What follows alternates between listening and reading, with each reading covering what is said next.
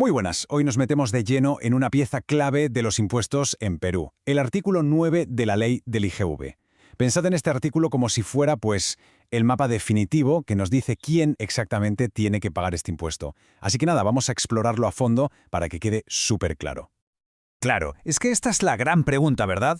A lo mejor por vender algo por Internet que ya no se usa, o por traer un producto de fuera. O incluso, ojo, al pagar una suscripción de streaming, se podría estar generando una obligación con Hacienda sin ni siquiera ser consciente. Por eso es tan importante entender bien este artículo, porque nos afecta a casi todos. Vale, para arrancar, lo primero es lo primero. Necesitamos tener una base clara. ¿Qué significa de verdad ser un contribuyente para el IGV? La ley lo define de una manera muy concreta, y entenderlo es el primer paso para poder leer este mapa fiscal del que hablamos. A ver, para que nos entendamos. Un contribuyente es, simplemente, la persona o la entidad a la que la ley le pone la etiqueta de responsable de pagar el IGV. Esto no es algo que se elija, ¿eh? Es una obligación que salta automáticamente cuando se hacen ciertas cosas. El punto fundamental es ese. Es la propia ley la que señala con el dedo y dice, tú eres el sujeto del impuesto. Venga, pues vamos al lío con el primer grupo, que además es el más grande y el más común. El apartado 9.1 del artículo se enfoca en todos aquellos que desarrollan lo que se conoce como actividad empresarial. La inmensa mayoría de contribuyentes del IGV están aquí. Y ojo que aquí viene el interesante, y es lo increíblemente amplia que es esta definición. No estamos hablando solo de empresas, de las típicas SA o SRL.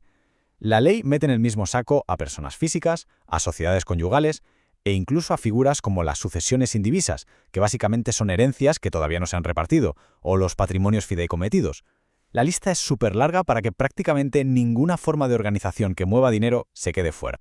Y si antes veíamos el quién, ahora toca el qué hacen. Si cualquiera de estas entidades que acabamos de mencionar se dedica a alguna de estas actividades, ¡bingo! Automáticamente se convierte en contribuyente del IGV. Ya sea vender un producto, dar un servicio, construir algo o traer mercancía de fuera. Como veis, la ley dibuja un círculo muy claro de las operaciones que están grabadas. Bueno, y si pensábamos que ya estaba todo, ahora es cuando la cosa se pone todavía más curiosa. Vamos a la siguiente sección que nos habla de una idea que choca un poco. No siempre hace falta tener lo que todos entendemos por una empresa para tener que pagar IGV. El artículo 9.2 nos presenta unos casos muy específicos. Exacto. La clave de todo esto es que la obligación de pagar el impuesto no siempre viene de tener un negocio en marcha, de una actividad continua. A veces, la obligación nace de actos puntuales. La ley identifica situaciones muy concretas en las que una persona, sin ser empresaria, de repente asume ese rol de contribuyente. Vamos a ver cuáles son. Y fijaos qué bien se ve en esta tabla cómo la ley se ha ido adaptando a los nuevos tiempos. Antes, una persona sin empresa se convertía en contribuyente si importaba bienes o se hacía otras operaciones grabadas, pero de forma habitual. La clave era esa palabrita. Pero atención al cambio. Ahora esa habitualidad se elimina y se añade un supuesto súper actual, muy del siglo XXI, usar servicios digitales que nos prestan desde el extranjero. Esto, claro, hoy en día afecta a muchísima gente. Y ya para rematar y tener el mapa completo, el artículo 9.3 nos habla de un tercer y último grupo. Aquí entran las estructuras de colaboración entre empresas y también las entidades extranjeras que operan en el país. No son empresas al uso, pero la ley, bajo ciertas condiciones, también las considera sujetos del impuesto. A ver, lo que nos muestra esta tabla es justo el requisito fundamental para este grupo. Para figuras como consorcios o las famosas joint ventures, la condición es tajante.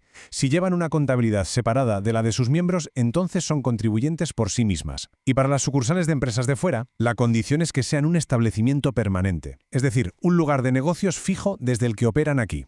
Es una distinción que puede sonar muy técnica, pero es la clave de todo. Perfecto, ya hemos recorrido los 3 apartados del artículo 9. Ahora, para que no se nos escape nada y toda esta información se asiente bien, vamos a juntar todas las piezas y a resumir las ideas clave. Esto nos va a ayudar a ver cómo encaja todo. Al final, todo se reduce a esto. El artículo lo que hace es organizar a los contribuyentes en 3 grandes grupos, 3 universos distintos. Vamos a ver cuáles son y cómo podemos identificarlos de un vistazo. Esto es como una especie de checklist para navegar el artículo 9. La primera pregunta, la del grupo más común. ¿Se está realizando una actividad empresarial? Si la respuesta es que no, saltamos a la segunda pregunta. ¿Se importan bienes o se usan servicios digitales de fuera?